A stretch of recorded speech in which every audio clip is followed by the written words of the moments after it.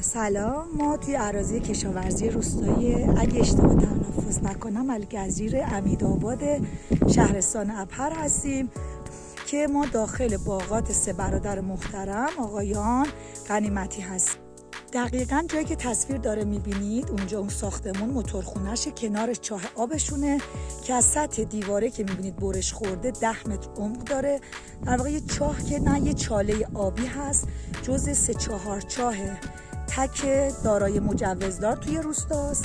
ما این نقطه رو آوردیم این ور جاده. اگر جواب بده به نظر میاد وضعیت بهتری داشته باشه. خیلی سخت گیرانه بگیم از مرکز چاه شاید 20 متر فاصله داشته باشه.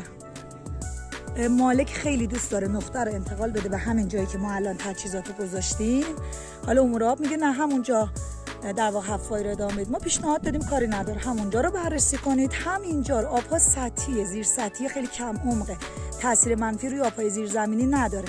اگر اونجا بهتر بود چرا اصرار میکنید همون حفاری کنید؟ اگر اینجا بهتر بود منتقل کنید به 20 متر اینورتر.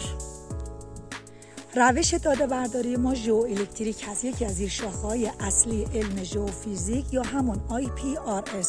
RS یعنی مقاومت ویژه زمین و IP یعنی پولاریزاسیون القایی یا ایندیوس پولاریزیشن. تجهیزات ما همونطور که میبینید یک دستگاهی هستش که دستگاه مادره، یک باتری هستش که به عنوان منبع انتقال جریان الکتریسیته، دو تا قرقره های زرد رنگ به عنوان جریان های خطوط پتانسیل ما و دو تا قرقره های سفید که خطوط جریان هست برق میفرستیم.